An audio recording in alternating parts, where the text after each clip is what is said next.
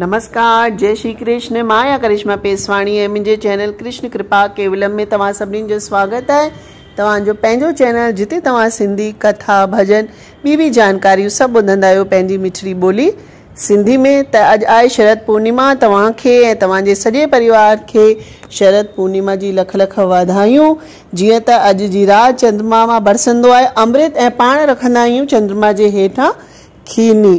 अगर तव्हांखे ख़बर कोन्हे त मथे आई बटन के दबायो या हेठि डिस्क्रिप्शन में ॾिसंदा त शरद पूर्णिमा जो सॼो वीडियो मां ठाहे चुकी आहियां कि छा कजे कीअं कजे।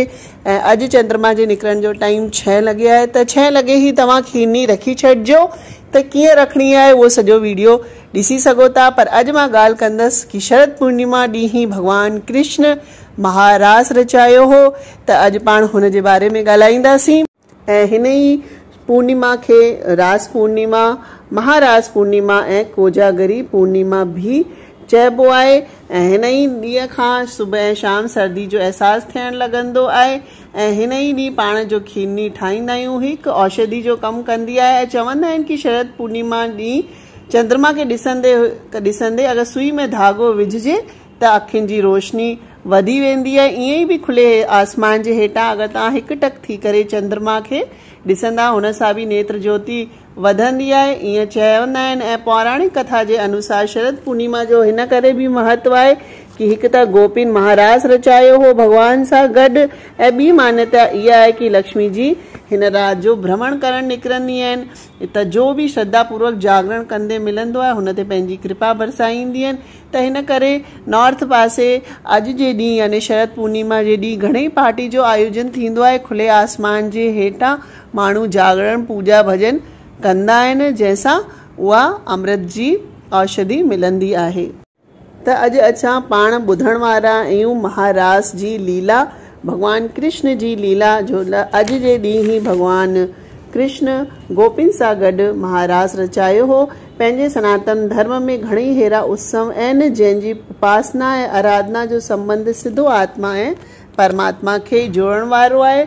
ऐं उहो ई ॾींहुं आहे शरद पूर्णिमा जो, जंहिं ॾींहुं भगवान यमुना जे तट ते किनारे गोपिन सां रास कयो हो।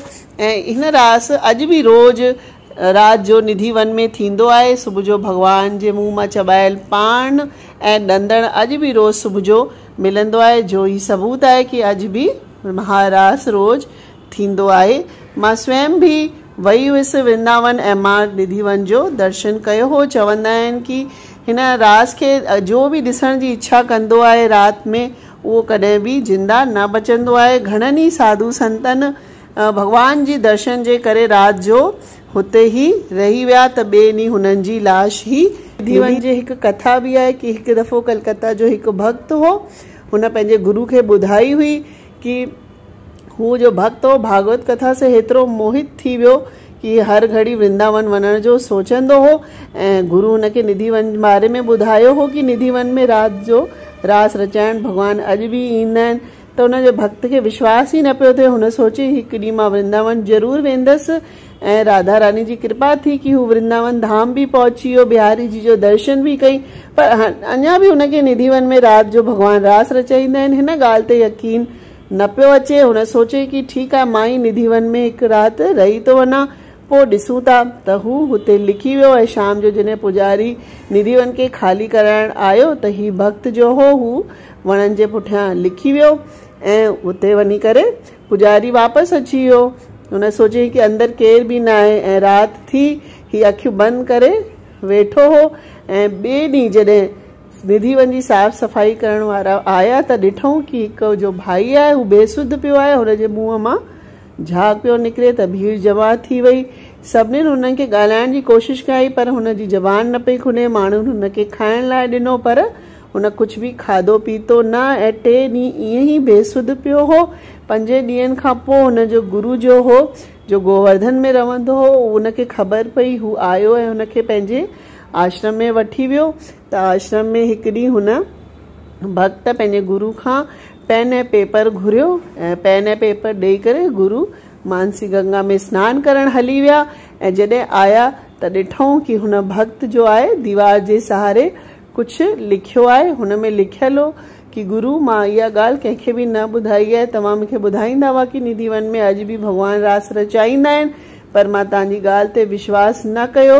लेकिन जॾहिं मां निधि वन में हुयसि त मां साक्षात श्री बांके बिहारी ऐं राधा रानी ऐं ॿी गोपियुनि खे रास रचाईंदे दर्शन कयो आहे। हाणे मुंहिंजे जीवन जी कोई बि इच्छा न आहे। हिन जीवन जो लक्ष्य हो उहो मां प्राप्त करे छॾियो आहे। हाणे जी करे मां छा कंदमि, छो त श्री श्याम सुंदर जी सुंदरता जे अॻियां ही दुनिया जी सुंदरता कुछ भी ना है। मुंहिंजो अंतिम प्रणाम स्वीकार कयो। इहो पत्र हुन भक्त पंहिंजे गुरु खे लिखियो जो अॼु भी मथुरा जे संग्रहालय में आहे ऐं उहो बंगाली भाषा में लिखियल आहे।